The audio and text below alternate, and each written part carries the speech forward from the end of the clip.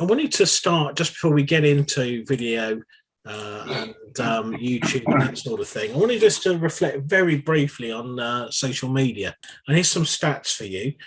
53 million active social media users in the UK, which is 77.9% of the UK population. So there's loads of people using social media. And YouTube, although we think of it as a video platform, is a form of social media. And it's important for us as churches to think, if there are 77.9% of the population out there using this, how can we grapple with that and how can we engage them in a constructive way? That 98% of UK users use social media on their mobile devices, and this is significant because most churches, we gear stuff up on computers and we gear stuff up in a way that's very looks good on a computer. And actually one of the things we got to get to grips with is how we do things that look good on a computer screen. And if you follow the EBA social media channels at all, you'll notice that we've started a few months ago to use square images, and that's all to do with what looks better on a mobile screen. And it's just an interesting exercise when we're producing stuff to reflect on that. So 80% of UK internet users were actively engaged in social media at least once per month in 2020. The average UK user spends 1 hour and 42 minutes on social media per day. I always love these stats, and I wonder how they compile that information. And you think, well, you know, I know people who spend about 2 minutes a day on social media. So there's someone out there spending a really lot of time on social media. But to think that the average person, 1 hour and 42 minutes, and we can communicate with them in a way that churches or Christians may never be able to do. So reflecting on that's important. The UK's population percentage using social media grew by 4.4%. So this is a phenomenon that is growing and growing, and there's such an opportunity for us as Christians to engage with people who are users of social media. Just in case you're curious, there's a chart there of who uses what.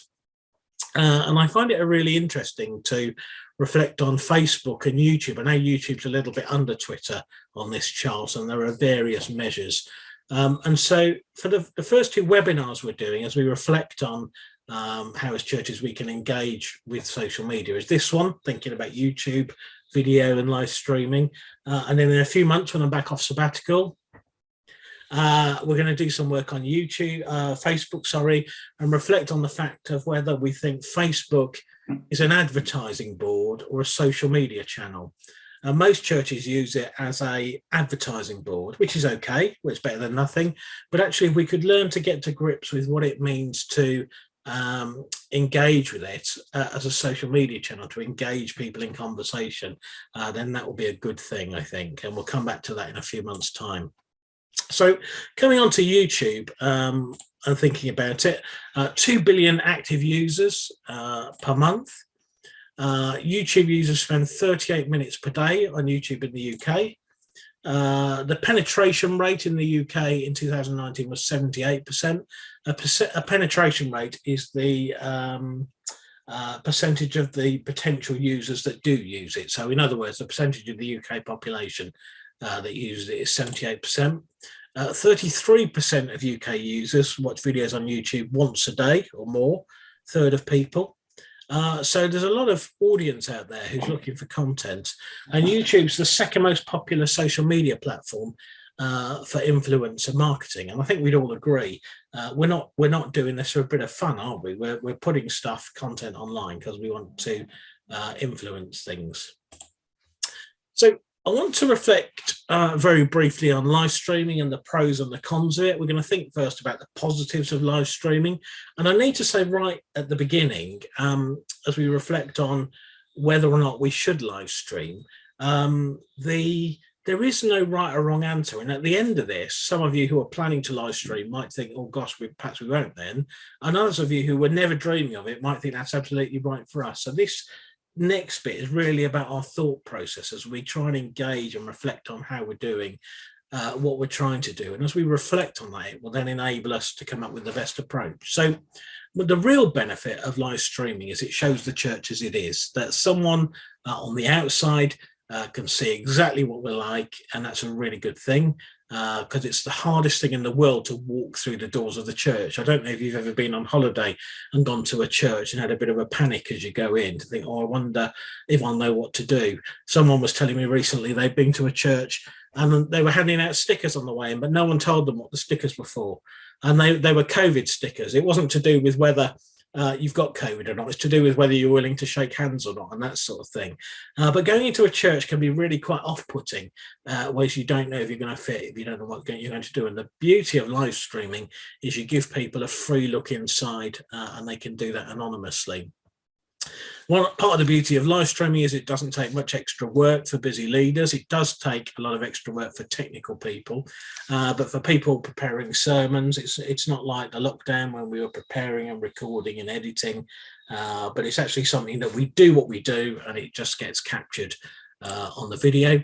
It allows people who are curious about church to come and have a look, anonymously, as we've just said. And really, it's a wonderful thing that, again, particularly during lockdown, a number of people joined Zoom services and people who may never have come into a church building engaged online. So I think that's a really good thing and a good opportunity. It makes church much more accessible as people can engage in what we're doing, which is excellent. And I wondered if any of you had any other thoughts. Any other thoughts about what some of the benefits of it? Says there, type in chat box, but I'll just let you say because there's so few of us. Anybody got any thoughts about any other pros of live streaming? Anything else that's really good about it?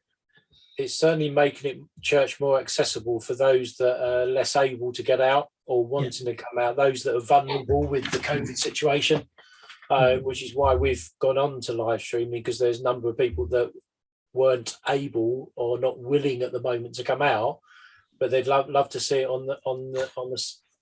on their seat at home. It's just almost too good to be true, isn't it? This reach that we have where we can now share what we're doing in our services in a wider way, and that's a really good thing.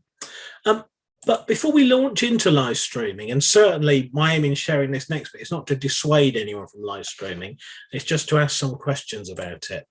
I think the primary question we need to ask when we're reflecting on how we share video content, and I'm going to use the language of video content that makes disciples. So that video content can be service content. It could be someone giving a sermon at another time. It could be someone sharing a testimony online. It could be a motivational Christian video. It could be anything I'm thinking about now. And I think the primary thing we need to reflect on is who is our audience? Who is this aimed at? Is it aimed at our church members? Is it aimed at Christians, the Christian family throughout the world? Is it aimed at people who are seeking or people who are curious, perhaps? And actually, if we reflect on live streaming, for example, depending on which one of these audiences we're primarily, and I stress the word primarily, aiming at, will help us see if live streaming is right for us. Because clearly, if our aim is to engage with our members who can't make it into the building, or to engage with Christians who are looking for a new church, then I think it's a no-brainer, isn't it?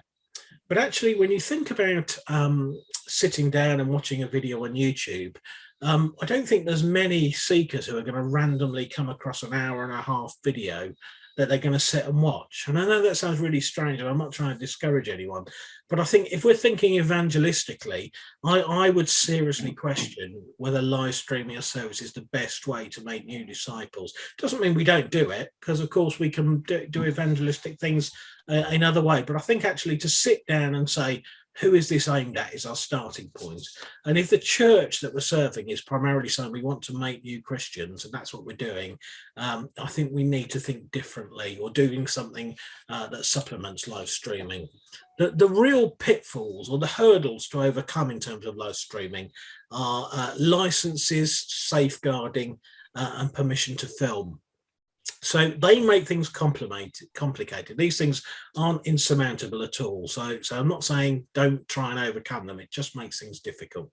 So in terms of the licenses, if you're going to sing music, if you're going to project lyrics of songs, you need a CCLI streaming license, and you can find that on their website. By safeguarding, I mean no children can appear on a live stream unless you have signed parental permission.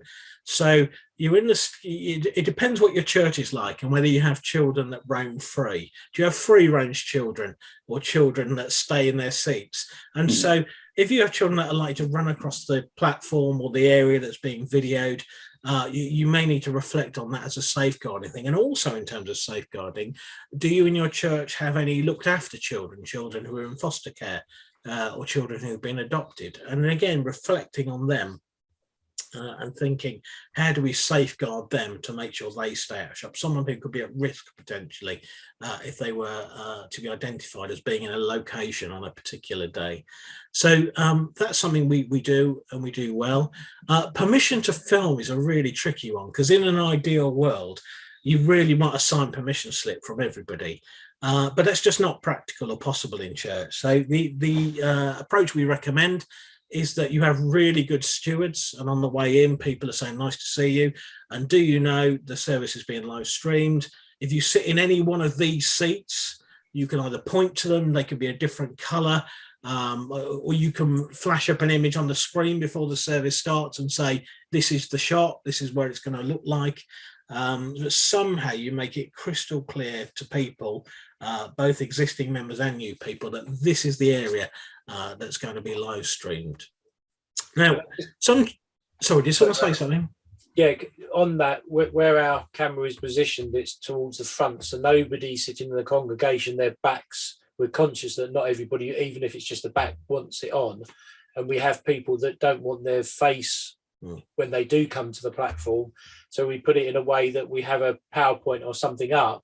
So all you get is their voice, not their seeing their face. Yeah, thanks, Neil. That's really helpful. And we had a conversation about this afternoon, where one of the churches represented was saying they're having real problems getting people to participate in the service when it's being live streamed, and they've come up with things such as you've just talked about. And when the music is being played, their camera goes full screen on the lyrics. So they're not projecting lyrics separately. Their camera zooms in on their screen. And that may not be the right answer for everybody, but I like the thinking behind that, because they're trying to make it easier. Yeah, with the pro presenter, that all you get is the words coming up. You don't see anything else, so that's quite nice. You don't have to zoom the camera in. It's automatic. Yeah, brilliant. Thank you for that. That's really helpful. Now, in terms of the things like safeguarding, of course, it depends who the stream is going to. So some churches will say, well, we're only broadcasting on a secure YouTube link. It's not public on YouTube. And in that case, they would say things like safeguarding don't apply. I think that sounds very reasonable to me, but I'm not 100% about it. So I'm not willing to say that is okay, but it does sound reasonable to me. So I think before we live stream, we need to engage with these three topics and make sure we're doing it properly. And I think the whole thing of we're only recording the back of your head is quite dangerous ground, and particularly when you've got someone like me who hasn't got much hair on the back of their head. But I was helping record our Christmas Carol concerts. And the amount of people that turned around, the only way we could position the camera was right at the back. So it was over everybody's heads. And it was just, there's lots of the footage we just couldn't do anything with. We had to crop really close around to zoom and miss people out. So it's okay to be just filming the back of the head, but I think people need to be aware when they're in shot, even if it is just the back of the head, just to be fair to them, because we're all fidgets, aren't we? Well, I am anyway, perhaps you're not. What are you trying to accomplish when you gather as a church? And I think this is a really important question. If your church is a place where someone leads from the front, everything is pre-planned, you very rarely, if ever, deviate from the plan, then live streaming will work really well for you. If you're a church where people can get up and join in or say something, or you spontaneously go off track, or people can do things or say, I feel the Lord is saying this, I would question whether live streaming is the best way to go, because you never quite know what someone's going to do. Now, built into live streaming software, there's often a kill switch. So there is a delay, and you can kill it if someone does or says something stupid. but I don't think that reflects very well. So reflecting on what we're trying to accomplish, is our service led from the front? Is it interactive? Because actually, as soon as you point a camera at people, you are making it less likely they'll participate. And I saw this a few weeks ago. I led a cafe church service in a church. It's a service I've run loads of times.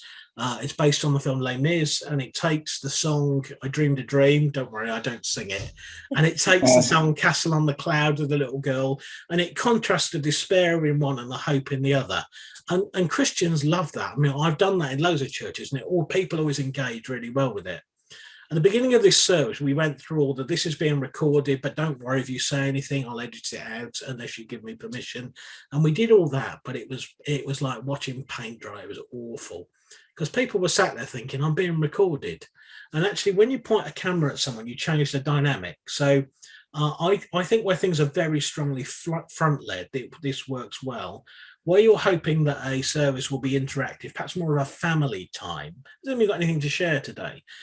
I would question whether live streaming is the best way to go. It can be done in various ways, but we just need to be cautious about that. People like to use film clips. You can't use film clips on a live stream. You can use them in a church building under your CCLI license, but you can't project them under any circumstance.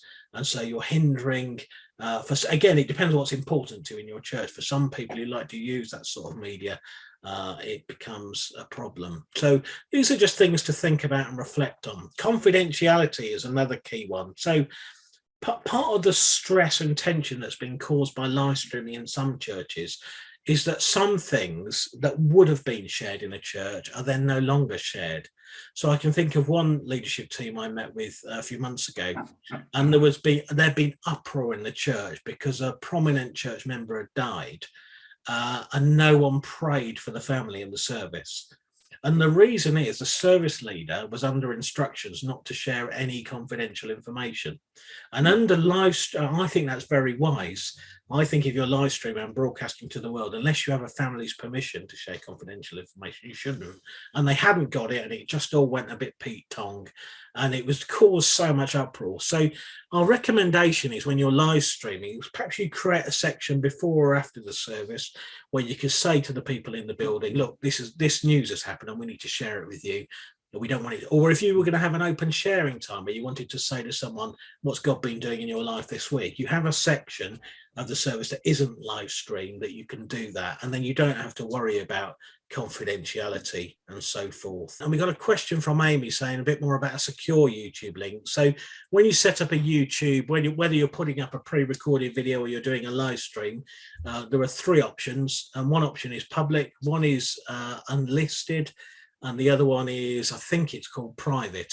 Now, the private one isn't very useful because you need a Google account for each user to sign into it, and people don't understand that at all. So that is the only way for it to be 100% secure. But if you choose unlisted, what that means is people can only get into it through the link, but that link can go to and be used by everybody. So if when you share your link, YouTube link just with your church members, if it's unlisted, it means that then doesn't go out to the public. I'm told you can't get into it any other way. I find that really hard to believe. I think if you guessed the right combination of letters, I think you could get in, but I don't know how someone would go about doing that. And I don't think anyone would be motivated to think I'm going to hack into Eastwood Baptist Church private YouTube. I don't think so. And I'm going to spend £5,000 on the technology to do it. It just isn't plausible. So that's a bit more about secure YouTube link. So confidentiality, we talked about prayers. I find it really difficult when I'm being live streamed. If you invite me to your church and you're live streaming, I'll be delighted to take part. It's not a problem. But often I was in a church recently, and there was I felt like God wanted me to say something and share an example from my own life that someone needed to hear. And I just couldn't do it because it was being live streamed, and it involved something that had happened with one of my children. And so I just couldn't do it. And I know it sounds terrible. And so I was doing the whole Lord, Lord, is this really you? And if it is, I'll ask them at the end of the service if I can say something when they've turned it off. And I wasn't sure in the end, but it was just an illustration of how we need to just be aware that when we live stream, there is a restriction on how freely we can share. And obviously, the more freely we can share, and it's good as Christians if we can say we're not perfect and this goes on in my life. But of course, when it involves other people, we do have to be a bit careful. And the final thing I need to say about this is we need to be aware of our internet speed and having the technical equipment necessary to live stream.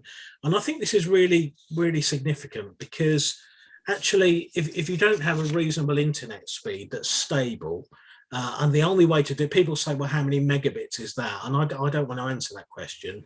I want to say test it before you do anything live and you put it public. Create a private unlisted YouTube link and test it for a few people in the church. Is your internet speed fast enough? Because if it's not, and I talked to a church recently who were desperate to live stream, and I just said to them, well, why would you with your internet speed? And it's because of their location. They're just never going to have fast enough internet at this time. And so I've encouraged them to record, because you can record it and put it straight up afterwards, which isn't much different.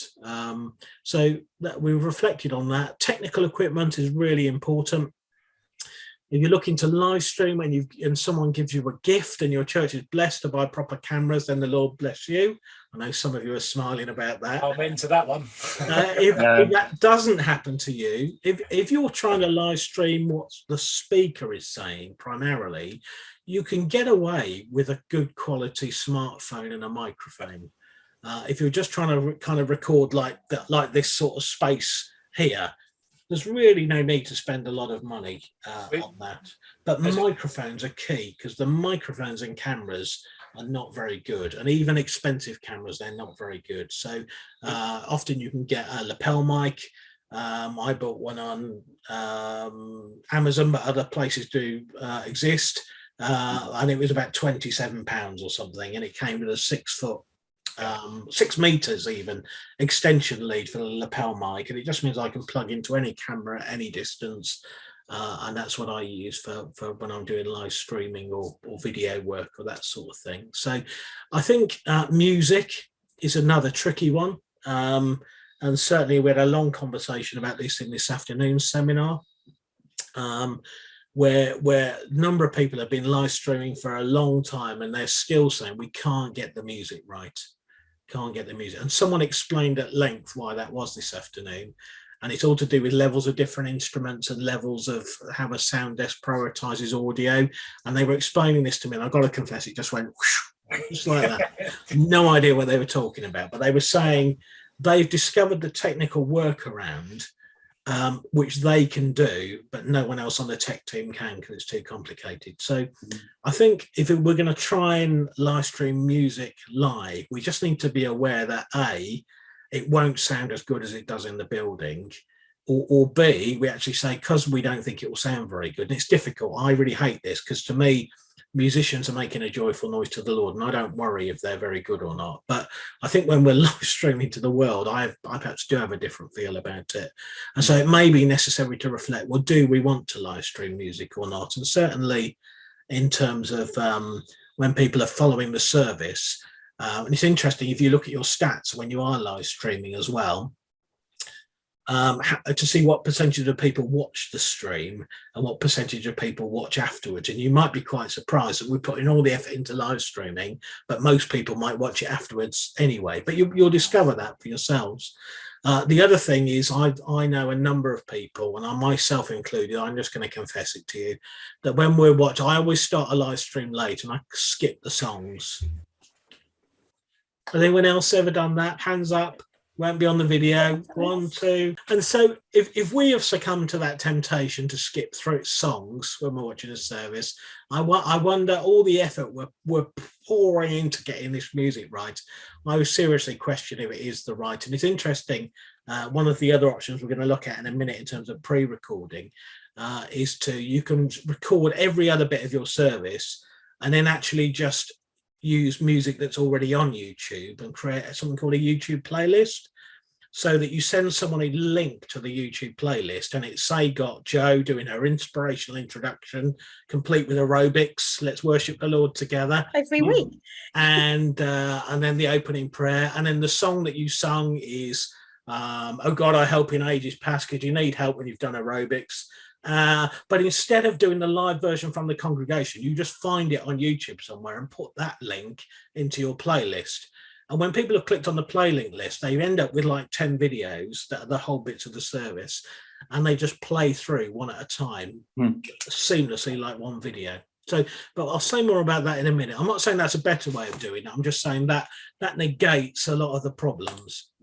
So I think as well, going back to the mic issue, that we've actually decided, Graeme, to use a wireless mic to avoid all the, to avoid all the wires, etc. So that might be quite useful as well. I mean, we've experienced all this terrible stuff that you mentioned with the internet speed and stuff, but now we've got GigaClear, our local providers, put it in, and it's completely changed our world. It's everything's very fast and smooth.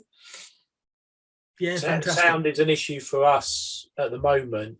We've just got some new mics in, but I still need to sort out the sound desk now, because that's classed as old now. So there's all sorts of issues that you do one thing and then it rolls into something else.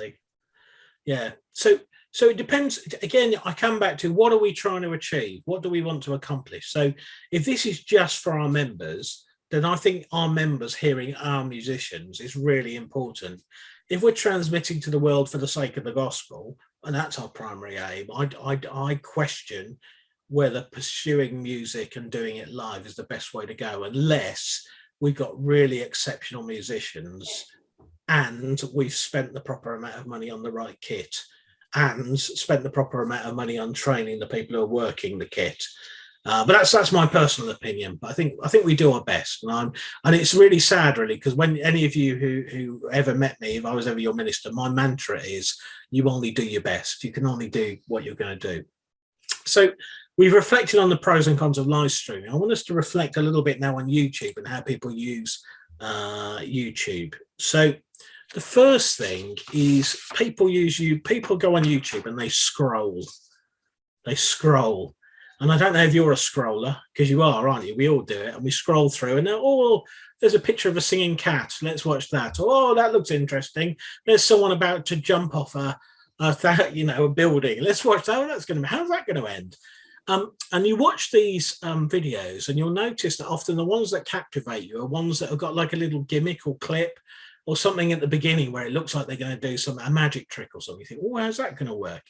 And then about 12 minutes later, you get to the end, and the best thing to do is just click to the final 30 seconds, which I think is what most of us do. But actually, the first few seconds are crucial. And I think in terms of YouTube, this is where many of us as churches go wrong. Now, I can't stress enough, if this is just for our members, what I'm about to say is completely immaterial, because our members will watch the content because they're part of the church. But in YouTube, you decide if you're going to watch something or not within seconds. And so the way we start our live stream or any video content is really crucial. And this is really significant for us, because how do we start our services? The notices. Now, that's hardly gripping content, is it? Welcome to Special Baptist Church. These are the notices. And by that time, 90% of your potential audience who are out there has gone. They're completely gone. And actually, the only way we're going to engage with people missionally through YouTube, if we can learn to come out with something really exciting, something that puts the service in a nutshell, something that answers a question about life, something that makes someone think, oh, I'm really interested about that. Well, how do I captivate someone in my initial? This is what we're doing. And actually, something, to be honest, however you did the notices, unless it was Jo doing aerobics, perhaps, I can't think how you could do notices for a YouTube generation, but you'd have to do them somewhere. But then, see, that could be a separate video. And at the end of YouTube, you can put a YouTube video. You can put a thing called, mine's gone blank. I'm showing my age now. You put this thing, and it's called an ending card, I think it's called. And that's a link to something else, and it can be a link to one of your other videos or so forth. So that can go at the end of your video, and someone clicks on that and then watches the notices if they're interested. Whereas most people who are seeking spiritually aren't really interested in your church notices. So it's worth reflecting, are there elements we can take out of the service and make an add-on at the end of the YouTube video? Because it's not the same as in a church where you think, well, we want to get them out of the way so we can engage in worship. When people are engaging via video, you can pick and mix things and do them in any actual order. People use YouTube, and then when you look at the stats, you can see the large numbers of people viewing things. And the thing I'd encourage you the most in is to look beyond the views. So churches will say, oh, do you know, we had 100 views of our service last week, or 500 views, or whatever it is. Look at all these views we got. The viewing figures on YouTube are actually fairly irrelevant, because they don't tell you how long someone stayed on and watched it. The key stat you need to look at in terms of how you develop your content, again, this is to do with reaching people who are not going to come into our church. This isn't to do with our members, are what's called the retention figures. So when you look at the stats, one of the tabs is retention figures, or engagement, I believe it's called. So here's the retention figures for the sermon I'm preaching around churches at the moment. It's based on casting your nets on the other side. It's something I believe that God has given me. It's something I think that is powerful. It's something I preach in churches, and churches say, we need to hear that. This is really good. It's creative. It's got lots of visuals. But if you look at the retention figures, you can see the graph and the way it drops off really quickly. The average view duration of this 16-minute video is 4 minutes, 45 seconds. 28.3% is the average percentage that is viewed. Now, I don't know how you'd feel if you were preaching a sermon and 28% of the way through it, most people left. It would be really odd and discouraging, wouldn't it? It'd be awful. And YouTube is telling me in a little note at the bottom that 41% of viewers are still watching at the 30-second mark, 30 seconds, which is below typical. And so YouTube is saying to me, you really want to think about how you've done your introduction. Thanks, YouTube. That's cheered me up.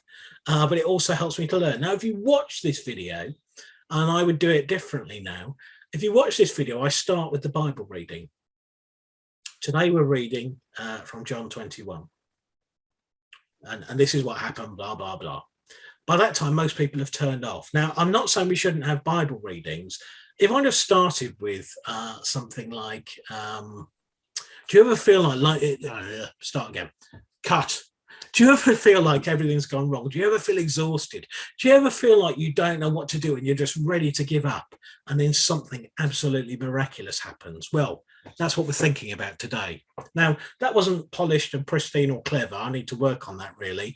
But do you see the difference from and if you go from there to saying, and now we're going to read the passage, it makes more sense to someone who's going to jump into it. So there's some retention figures that showed that as a piece of content that is trying to engage, probably primarily with Christians even, people have not engaged with that to the very end on the whole. In contrast, this is another set of retention figures for a video I produced that's 3 minutes long. This video reflects on a monument that's near where I live, and the story talks about how I tried to get to it and I couldn't get there, and I got to the trees and I could glimpse it through the trees, and then I was sat here looking out my window, and I could see something glinting in the distance, and it was the monument. And the video is a reflection on how I went to seek for this thing that was always with me, and that's God. So it's a video, it uses music, it uses visuals, it shows our walk and how we got there. And so it's interesting, if I can use that language. And in that video, the average view duration was 2 minutes 26. So people watched most of it, 73%, most of the people got through. And that is YouTube in a nutshell. YouTube in a nutshell. Now, in terms of your retention figures, and this is highly, highly discouraging, you need to realize on YouTube that if you've made it to 60%, you've done really well. And again, I find that vastly discouraging, because if you're preaching to a church and when you're 60% of the way through, everyone walks out, that's just miserable, isn't it? But on YouTube, people don't watch things that are really long. And if they do, they don't engage, and we think, I've had enough of this and I'll watch something else. So actually short or things that are bitty are better. And so the thing I alluded to a minute ago in terms of the playlist, and it's to the person receiving the YouTube link. It's exactly the same as them receiving it. They think they're watching one video because they click on one thing and it plays through. But in that playlist is and it has to be pre-recorded. It can't work in terms of a live stream. In the playlist is things like the in-service introduction, someone giving a testimony, Bible reading, prayers, a short video like the one I showed a minute ago. We're trying to generate these that churches can use in services. And that way they go through the playlist and they watch it, but it's bitty. But people can also skip the bits they don't want because they can see, if they know how it works, they can see the lineup of the videos down the edge, but they go from one to the next. So stats, interest and curiosity, tagging and titles. And the key question we need to ask ourselves in terms of our online content is, are we primarily advertising church, or are we trying to answer life's big questions? And I think this is significant because there aren't people probably sat out in our communities thinking, en masse, I'd really like to know what happens inside that church. There are some, and if we put stuff about our church on there, they will look at it, some of them. But there are a whole load of people out there who I think are asking questions like, is there a God? Why is there suffering in this world? If there is a God, will he talk to me? How do I get to him? And I think if we can learn to put the topics and themes front and center, so in the way that we put a title, our YouTube stream will typically say name of Baptist Church and date. Well, that's not going to attract anyone other than a member, is it? So again, if we're hoping to engage people beyond our churches, you might want to put a theme or a topic or a question as the first part of the title, and then the date and the location afterwards. When you're setting up a YouTube video, there's an option when you click on more options, when you've put the title and description in, and that enables you to put tags in there. So if you're answering any of life's big questions, you can put some tags in that might attract some additional viewers. But I think for me, one of the things I'm trying heavily to get away from is from advertising church, because most people, I think, and I'm sorry this sounds negative, but I think it's true, most people in our society are not interested in going to church, but I think they are interested in faith. And once they come to faith, they might be interested in going to church, but I think we need to learn to do that the other way around, where I can think of someone I met years ago who said, do you know, you'll never get me in church, I can't be doing with church, but that Jesus was a good bloke, wasn't he? And I wonder how typical that view is, where people are actually quite interested in faith in Jesus and finding out more about him. So just to reflect briefly, as we come towards the end now, on alternatives to live streaming. So if we wanted to use video content, but we weren't want to live stream for any reason, here's some alternatives. You can pre-record shorter content. And that's one way to go. And Frinton Free do this, and some churches do this, where they it's heavy on resources because, of course, you're doing everything twice. But they take that, in essence, you might preach a 20-minute sermon in your church. That's too long for YouTube, really. Really, you're looking at something around the 10, 12-minute mark is probably the sweet spot of what you can hope that people will engage with. The other option you can do is use edited highlights, and it sounds a bit naughty having edited highlights of your services, but actually you're saying to yourself, what is it that the people in the world are really going to be interested in about this service? And so when we inducted our new regional ministers, Gail and Claire, who are amazing, as you know, I hear one of them has joined a good church actually, but one of the things we did, we took that live stream service and we chopped it up. And it's not because there was anything wrong with any of it, but on the EBA YouTube channel, you can now click on a video and watch the bit where they tell the story and how they got that far. So someone thinking, gee, I'd be really interested to know their story, can click on it without having to think, I wonder where it fits in the service. Or you can watch the sermon, and the sermon that day was absolutely amazing. And so what we've done, we've laid it out in sections. So actually saying, how do we do edited highlights? How do we produce something that's a bit shorter? And I would say evangelistically, we prioritize anything that engages with real life, anything that says, this is how my faith works for me, particularly anything that's testimony based that anyone's happy to share. Service clips on social media. This is something that came up this afternoon. where one church did their live stream service, and that was there. But they then took segments of it, 60-second segments, and they created those and linked to those on their YouTube channel. So that was, if you like, that was the snappy intro I was talking about a minute ago. And so they do it that way around, where they play that later, and then people can link from there into the live stream. I think I'd like to know more about that. And I thought that was a really clever way of engaging with this, because actually doing a really snappy, clever intro is incredibly difficult. And of course, the dilemma you've got is you're talking to a group of people in a church, but you're also talking to a camera. And I can remember several years ago, I was producing some content for a weekly reflective thing in the church, and we were getting such low numbers. It dawned on me, because the content was very heavily visual, it dawned on me that if I recorded the audio, I could make it up into a little video. There was me, cutting edge, several years ago, before all you lot. And so I did this, and it was interesting. At the end of the first service, I did that, where someone said to me on the way out, you know, I thought that was really lovely. I really enjoyed that, but I found it really strange that you felt like you were talking to the microphone, not to me. And I found that really significant, because we need to learn what it is, if there's a camera, to engage with the camera, to welcome the people at home, to engage with them in any way we can. But actually working through how we get that balance right, I think, is really quite tricky. I think if we're serious evangelistically, and you might say we're not, or you might say we are, but we don't, sorry, you are, but you might say, actually, we just don't have the capacity to do some of this stuff, and that's fine. But I think that if we're really going to think we want to engage with the YouTube generation, we've got to come up with stuff that's shorter. It doesn't mean we can't live stream, doesn't mean we can't do full services, but if we want to do stuff that's evangelistically clever, we need to come up with things that are short. Testimonies are ideal. If you could train your church to be good at this sort of thing, you know, to get people to give testimonies that are under 3 minutes, to video, to camera. Guess what happened to me?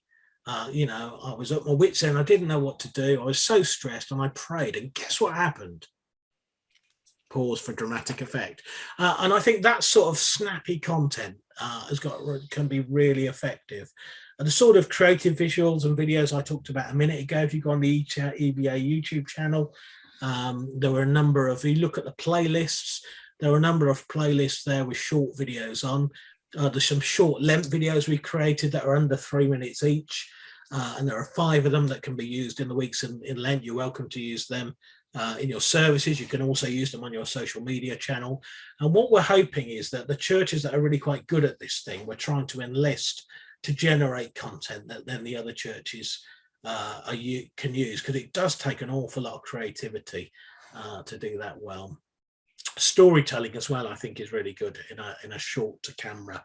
And the more you use stock footage as well. And again, if you look at some of our short videos we've done for the weeks of prayer, we've done lots of things where I've just downloaded some stock footage, and there's people just talking over the top of it. There's one video I made about a whitewater rafting, and you see these rafts going down the river and they're battling against the waves. And I'm just talking about how life feels like a whitewater rafting. Now, that video took me about half an hour to make. It's incredibly simple if you know what you're doing.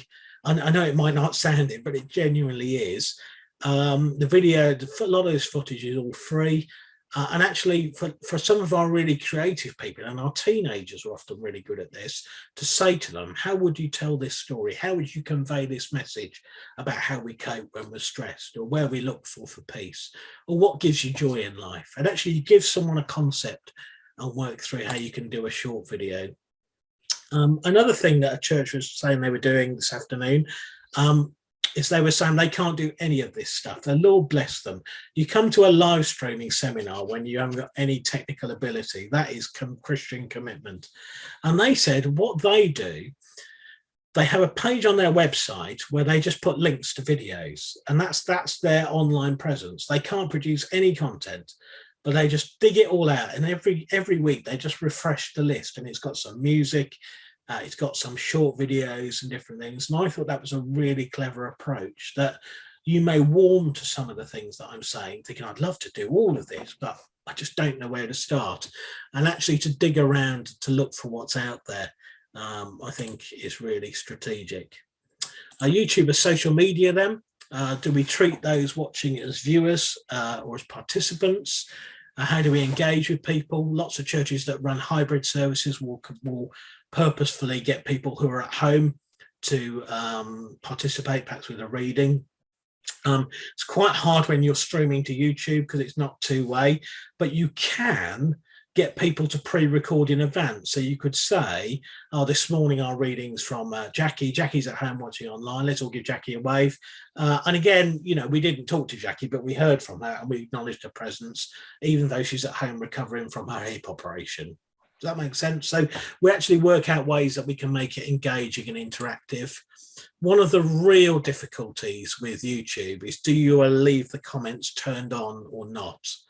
And that is a nightmare. That is a nightmare because it's in my nature to be interactive. So I always want to leave the comments on, but it is a tricky one to do, and you'll have to reflect on the pros and cons of that. And finally, sharing video content. Do we share? People say to me, if we want to live stream, do we, if we want to share our video content, do we put it on YouTube and then share it on Facebook or Twitter from there, or do we upload directly? And I would always advise uploading directly, because Facebook will prioritize a Facebook video over a YouTube video. And so again, if it's just for our members, it doesn't matter at all. But if we want to engage with people and generate more hits, and again, it's not about who's got the best numbers, it's about saying we want to be influencers, to upload directly to social media, I think is a really good idea. In terms of some resources, if you want to live stream, make sure you've got your CCLI licenses, and also on their video in that on their website in that section, they got some videos with some tips on live streaming, and they're well worth a look.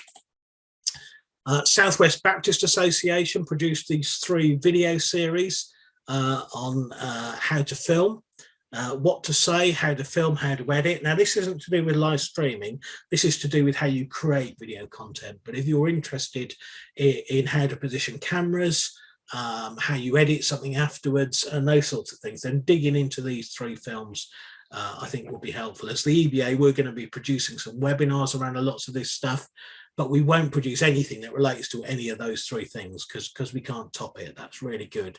So do take a look at that. The other thing that I'm offering to churches is consultancy. And so if you're saying as a church, we'd really like to reflect on our online presence, on how we use social media, how we use video content, then let me know and I can come and speak to you. I need to be honest.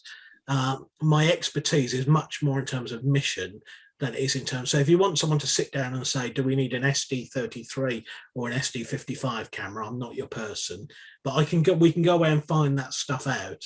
But if you want to say, what are we trying to achieve and what will work best, and how do we do this internet social media thing? That's something I'm going to be offering to churches, and you're welcome to tap into that. And then finally, we finish. You've made it to the end. Any questions and comments? Mark, would you like to say something?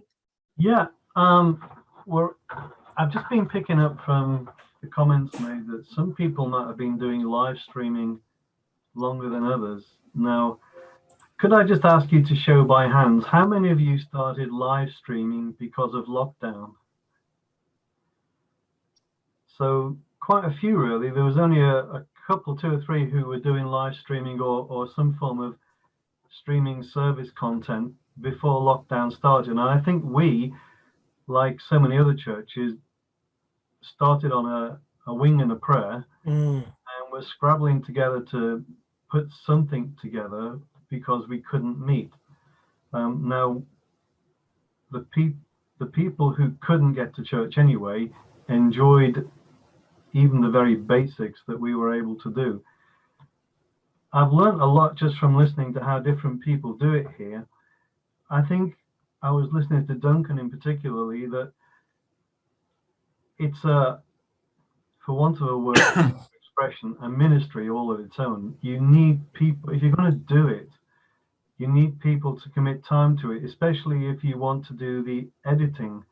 And I think one of the pros of doing the live stream where you just have your camera up and running when you do the service is the fact it's out there and it's done. and you don't have to have somebody doing a lot more work afterwards doing the editing. I don't know that we could resource that at the moment, although having heard what you've said about it, it does seem like there are some really good positives about having the short, sharp, snappy, sound bites on a YouTube clip. We actually have our live stream to Facebook because our church had a Facebook site, and we just threw it up there because we didn't really know what we were doing, and it worked, and so we just stuck with it. YouTube, I haven't even really thought about going onto YouTube. Like, I ended up doing some of the streaming stuff just because nobody else did. And I'm sure I see smiles around the screen, so I see that I'm not the only thing. Yeah. I'm not the only person who's found that, and I've had to make it up as I've gone along. I just think that it's a big factor is the amount of time taken to edit things down, and it's possibly the biggest con for us is all your suggestions are great, and if we get somebody who can come along and do it, I'd be happy to dive in and start looking at this. But I think at the moment we live stream just because we started during lockdown and people wanted us to carry on, and I know that sounds very simplistic and basic. If we can take up anything, this seminar has been very good and very helpful, and I've been scribbling down notes like crazy. So if it looks like we could do something else, we might be in touch to see if you can come and advise us. But just that factor is, I think, the personnel to do it. Yeah, so Mark, that's been so helpful, and I'm glad you said that, because I'm going to share some of that tonight. Because you can only do what you can do, and I'd say that to any of us. Is I think that should be a mantra in all our churches. We can only do what we can do. We only have what we have, and so I think we need to let ourselves off the hook. So the aim of this webinar is not to change. Those of you who are live streaming, I'm not trying to change your mind.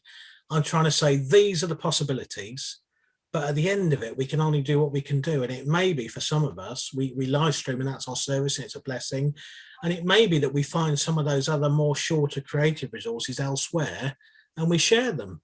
And that's all good, isn't it? If that's what works for us, we've got to be kind to ourselves. So thank you so much for that. Could I ask one thing then? Could you, as a follow-up, maybe perhaps by email to the people who come to this afternoon's, I hate the phrase webinar. It's like an Americanism to me, and don't get me wrong, I love the Americans, but a seminar online. Could you maybe email out some of the links of some of the resources you mentioned? I think you put something like Thy Kingdom Come. Yeah, I can try to. I mean, probably if you Google that will do the trick. If there are other resources like that. Yeah, Thy Kingdom Come is a week of prayer. It's around Pentecost, isn't it? I should know that, shouldn't I? So it's coming between Pentecost and Ascension Day. And the video resources they produce for that are just absolutely outstanding. And so you'll see lots of their videos of shorts of the testimony types I was talking about earlier. So they're things, whether we're doing Thy Kingdom Come or not, they're things we can use and share. But resources like that, I would never have heard of it if you hadn't said it. So on your EBA website, if you have a particular link site to resources for streaming and for online content, that could be a very useful thing for all churches to access. They might have their own sources, but it's a starting point for newbies like us who are still struggling to figure out what we're really doing. Excellent, thank you. And it's something in terms of us producing the video shorts that we're doing on our own YouTube channel, and you can go and have a look at those. They're not perfect or brilliant by any means, but we're just trying to provoke churches, that sounds really unkind. We're trying to encourage churches to see the different possibilities. And it's been really good. And what Keith's comment about the way, and I've seen that you do that before, Keith, you are clever, the way they take their service and they put little snippets up on social media. Which are really clever. So you are a clever boy, aren't you? Sounds really good. Well, I mean, just to say that before lockdown, I knew none of this. Yeah, of course. And so I've learned it all by watching YouTube videos. Yeah. And someone's just put in the chat about DaVinci Resolve, which is the program that I use to edit videos. Yeah. and it's really complicated, but I only use a fraction of it. Yeah. And you just think this program should be able to do this. And so you just type into YouTube, how do I ... DaVinci Resolve, and up comes a 10-minute video telling you how to do it. And then you go on, and then 2 weeks later you decide you need to learn something else, and you just how do I ... into YouTube, and you just learn it. So before lockdown, I didn't know any of this. Yeah. And it's just, you just pick it up and ask YouTube. Just keep asking YouTube all the questions you've got. Yeah. I think that's really helpful. And it's interesting that you go on YouTube to learn, which is kind of reinforcing a lot of what I kind of said earlier. The one thing I'd say about DaVinci Resolve, and I'm going to be brave enough to say this with Rob Hughes in the room, who's the king of DaVinci, is if you don't do video editing, if you've never done it before, do not start with DaVinci Resolve. And it's just my best advice. It is very, very complicated. I'm one of the things I'm going to do on sabbatical is learn how to use it properly. But actually, there's lots of much simpler video editing programs that will do what you need to do. And unless you're filming in 4K, or you're trying to do really clever stuff with video, you don't need DaVinci Resolve. And actually, something like, I don't know if Windows Movie Maker, as it was, I don't know if they still make it, but for most of us, we just need something that can trim bits and put them in the right order. I mean, if you've got a Mac, iMovie is really good. Okay. And it's really simple as well. I mean, I started on that because I've got a Mac, but it's just got limits. And so that's why I started using DaVinci Resolve. But in terms of just trimming videos, adding captions on your slides, introducing kind of PowerPoint slides in different places, messing around with the audio, it can do all of that. Very good. So someone's asked about video editing. If you watch the Southwest Baptist videos, they do, and I must confess, I've not watched them all the way through because I didn't need to know, but the video editing one does, I think they show you 2 different pieces of software. And certainly if you were out there and you were thinking, I want to get to grips with video editing, by all means, do what other people have done and dip into YouTube. And if you're using DaVinci Resolve, that really is the best way. Or it may be just email me, and if I can find someone near to you who can come and sit with you and say, this is the software I use and this is how it works, I'll be glad to try and do that for you. If it helps at all, I tend to use these days a program called Shotcut. Okay. For my video editing. I used to use something else until they did an upgrade and it killed it for me. I don't know whether it killed it for everyone else, but I switched at that point. I've discovered DaVinci Resolve in the last couple of evenings while watching YouTube on how to do various technical things. The reason for us, I'm talking about Diana and I, wanting to attend here is because we can't stream. Our upload speeds in our high street based church at Stalham is 1 megabit a second, and all the advice I get says you need a minimum of 6 and probably more. So we can't stream. We don't record for the reasons that have been discussed today, because we haven't got a sound desk set up or enough competent people to run our sound desk to mix anything live recording. So basically all we could get, even on a recording, let alone a stream, would be the spoken bits, whether that's Bible readings, prayers, sermons, or what have you. Because once any of our musicians start off, the balance is unlistenable. I don't know about unwatchable. So what have we done? Part of the reason for us wanting to attend is basically our online services is a web page which consists of a collection of short videos and audio recordings done by a worship leader that rotates every week, interspersed with YouTube music. And sermon. I set sermons along with the audio or video recordings we do. And that's the way we tackle our online service. It started when lockdown came and is principally designed for the congregation who couldn't attend. But I know the deacons, I'm not a deacon, Diana is, became aware that it was being seen by people, viewed regularly by people on the other side of the world. And so began to think more about mission. I'm not sure where we stand at the moment in terms of what the deacons would hope to do at church. But a lot of what's been said, certainly in terms of short clips, is vital, I believe. They can be done because they're the things that people watch on YouTube. We do have a YouTube channel, by the way, and we do testimonies, but getting people to do them. We wanted to do a Tuesday testimony. We had this snappy Tuesday testimony idea, and getting people to do them is incredibly difficult. Yeah. And I like the way it comes back to what we were sharing a minute ago. We do what we can, and if what you can do is put a web page up with some links. I know Keith in his church early in the lockdown used YouTube playlists, which I thought was very clever. Yeah, we didn't start live streaming until we went back to the building in July. So all the way through lockdown, we did pre-recorded content with the music as YouTube playlists. And the reason for the big reason for going live streaming and recording it is just workload, because you only do it once. But in terms of what goes out, I mean, our live stream goes out to YouTube, but it's an unlisted link. So we send the link out to church members or people on our mailing list. So it's not, so we get around a lot of the safeguarding stuff. Because you can't just, and not anyone can search it and find it. And then we then take out the sermon on a Monday and put that on the website, so anyone can watch the sermon. But in terms of the whole service, it is just our intended audience is just our mailing list. It's not, we're not trying to reach the whole world, because there's plenty of other content who can do that. And you say our music isn't particularly brilliant, and so when it's put out in the building, it is. There's a reason for that. A few people have mentioned the music, and we haven't got it right. And it's something I've been looking at for the last few weeks.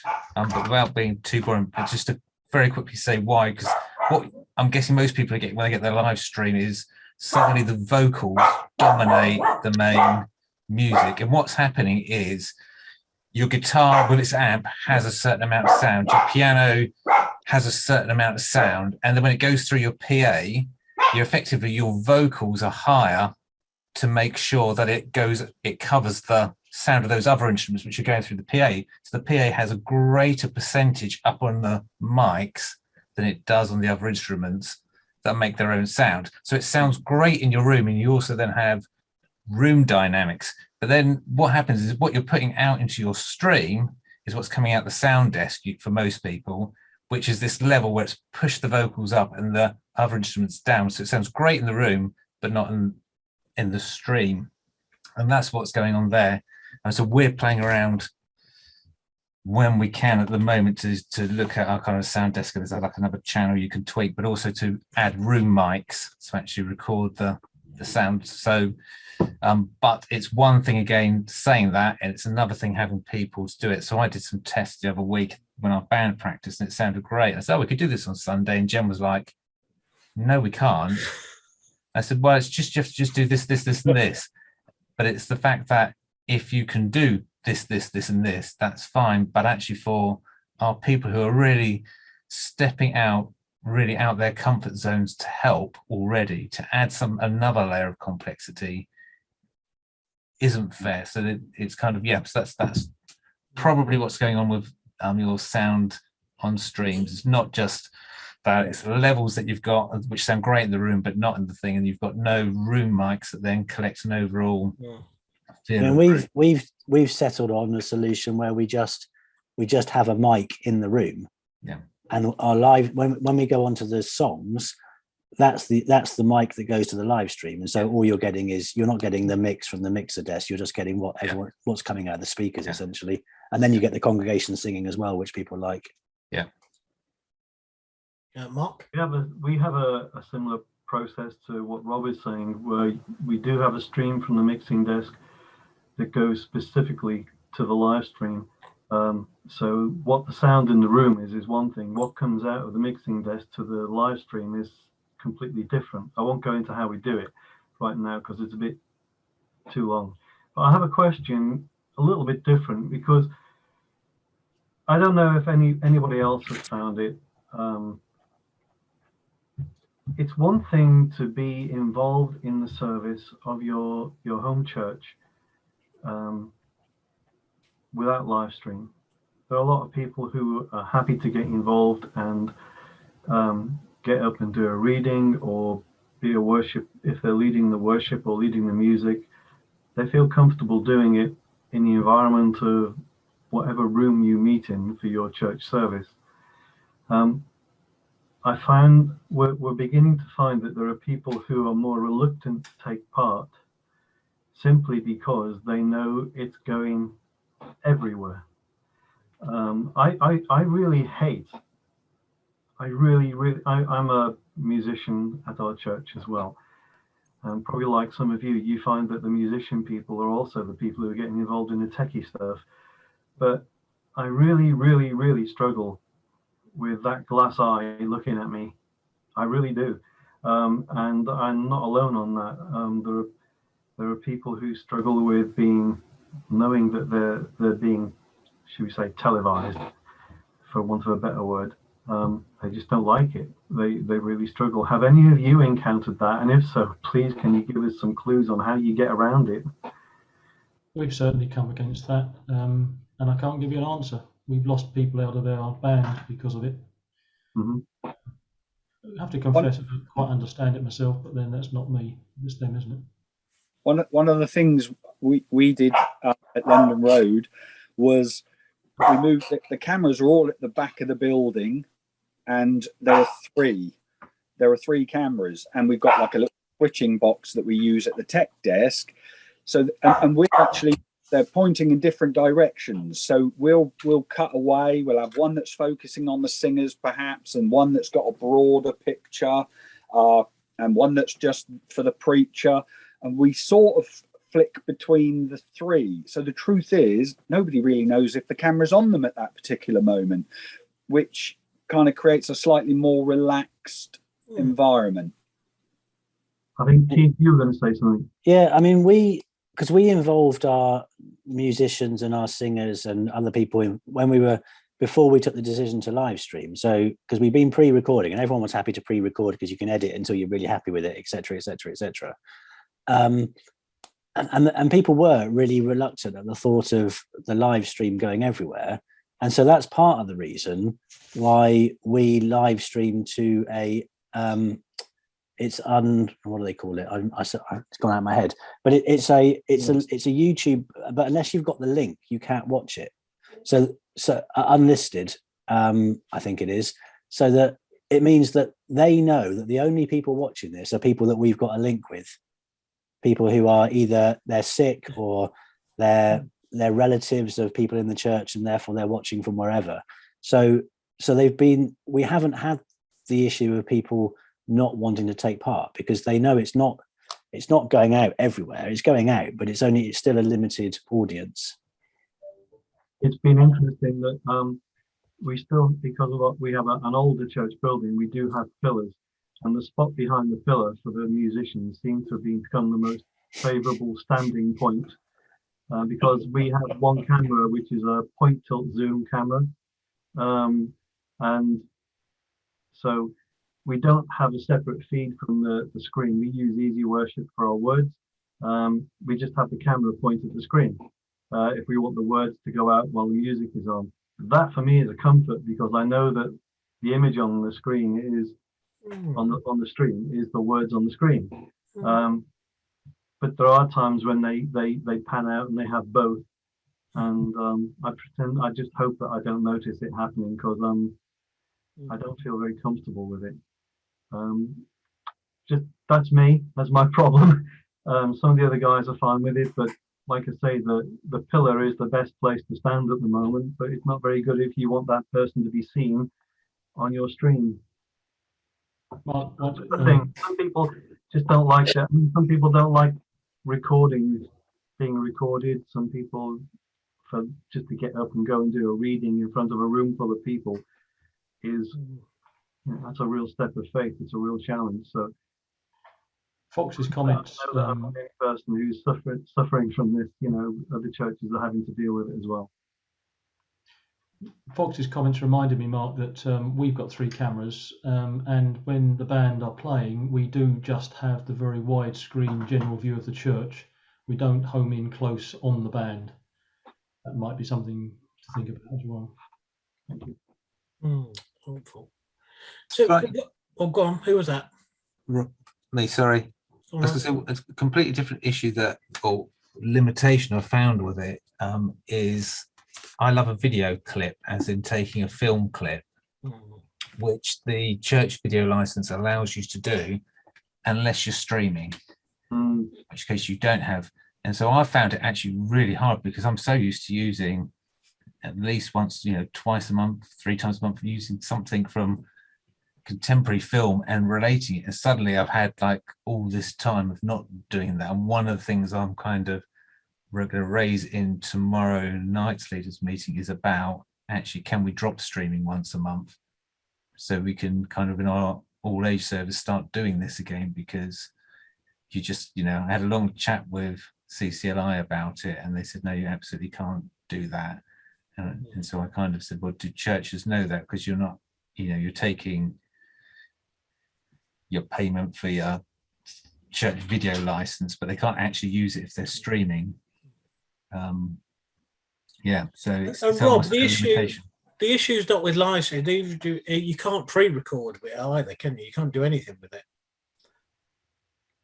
What do you mean pre-record it? Sorry. Well, you couldn't record a sermon with a video clip in and then put that on YouTube. No, you can't. No, you can't put anything with a video film and clip in it. And could you use something with a trailer because that's in the public domain, or would it still get flagged? No, I got the impression you couldn't use anything. Okay.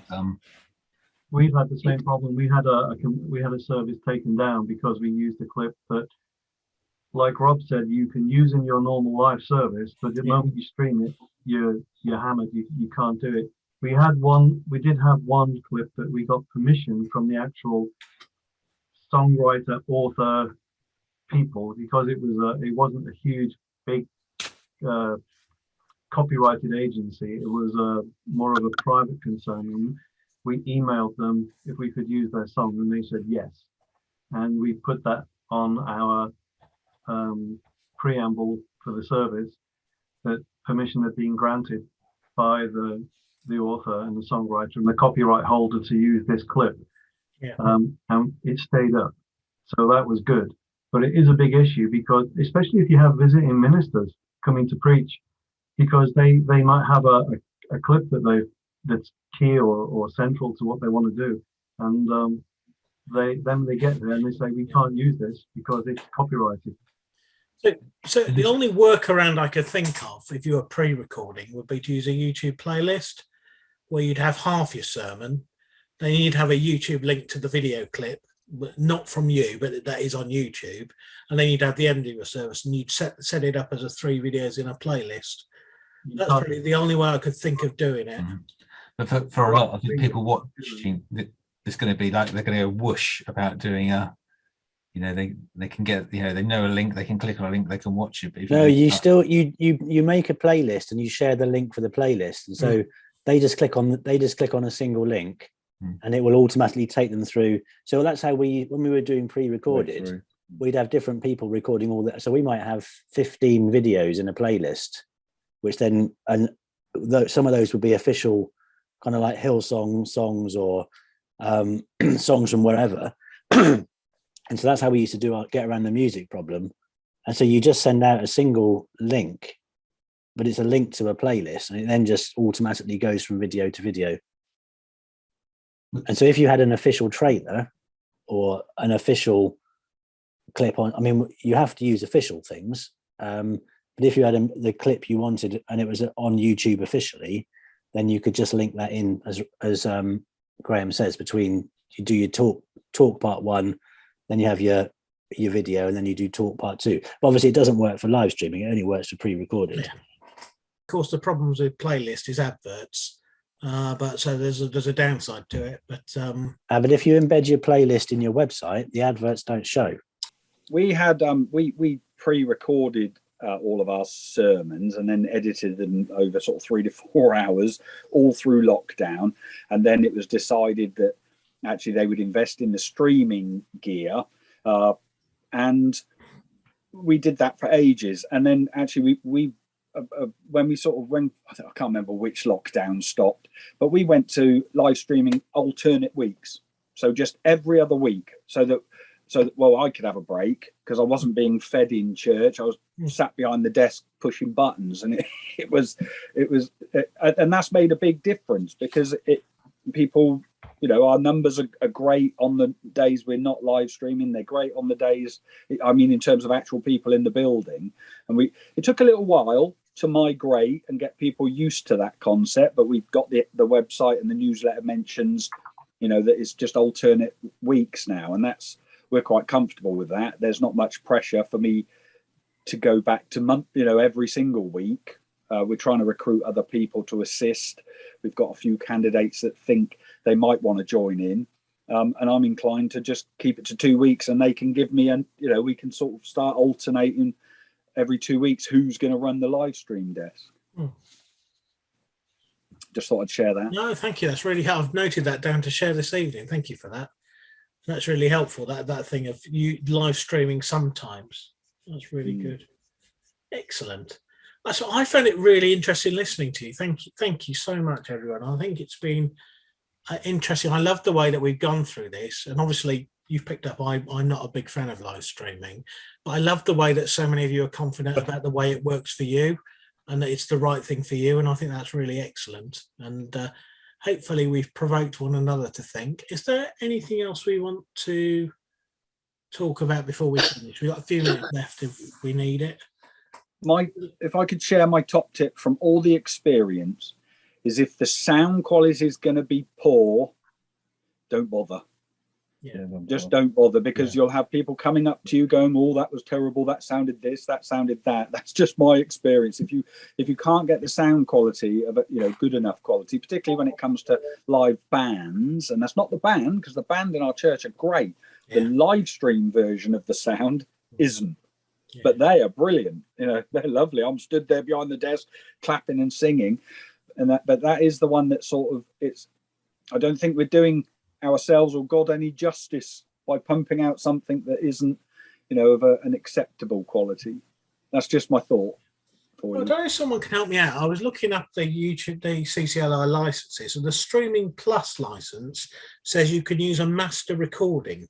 Yep. So that means you can play pre-recorded music through it. Worship stuff. So there's a list of things. So I specifically asked a question. So we could use, I think it was Hillsong, but you can't use Ed Sheeran. Oh. Who would want to? So although YouTube has its own mechanism which effectively would recognize it's Ed Sheeran and then slap a bit of information on, and then probably tag an advert to the beginning of your video, which he then gets the royalties from. Yeah.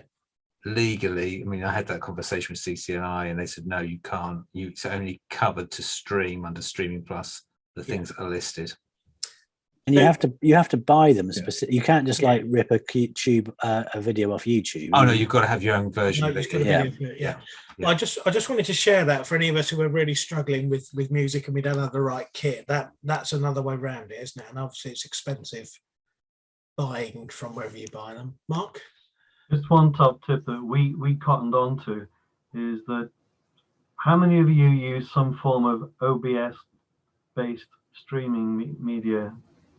A lot of these streaming media things that you don't have to stream it, you can record it.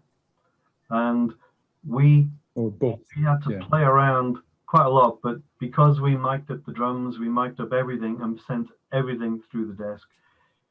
And because our mixing desk will put on a certain amount of reverb that will give a certain live-ish feel, we did find that by just using the record facility and then playing it back and cringing over and over again until we got something that didn't make us cringe so much, something approaching a more reasonable level, that helped, because a lot of these streaming, you just get 1 meter for the stream level. And so if you've got several instruments playing at the same time, you don't know which one's peaking, you don't know which one's not loud enough. you don't know how to get the balance, and the only way you can do it is really through trial and error. And then once you've got there, save it as a preset, and at least you've got a starting point. I'm just sat here thinking we should have tech conversation of the month on Zoom, and we could advertise it. And just listening to you lot, I'm like, but it's really interesting. The kind of, what a great opportunity to share that kind of expertise. And yeah, very good, very good. Oh, thank you so much for coming and being part of this. Just a reminder that if you are happy to appear on the video, just email me. I do need to warn you, in the director's cut, you may volunteer to be on it and still not be on it, but don't take that personally. That'll just be to do with the fact that I'll edit it in the simplest possible way. But if you don't mind being on, do let me know. I think that just would encourage you all just to continue to reflect and do on what works for you. Think about the possibilities, how we can engage missionally through our own content or through other people. And I think for those of us who are trying to think, well, how can we film? Again, I just will come back to, actually, if you're just filming a person, do it as simply as possible. Good microphone, single camera, filming the person, and if the internet's not up to it, just pop it up afterwards. And I think that is, as much as I've banged on about mission, it is a real gift to our members, isn't it, who can't be there. And so God bless you in all you're doing. And particularly for those of you who sound like you're doing it every week, that is so impressive. And that is not something I'd be doing, but there we go. There's another story for another time. Lovely to see you all. Thank you so much. And if you do have any further thoughts or questions, do get in touch. Take care then. Right. Thank you very much, Graeme. Bye-bye.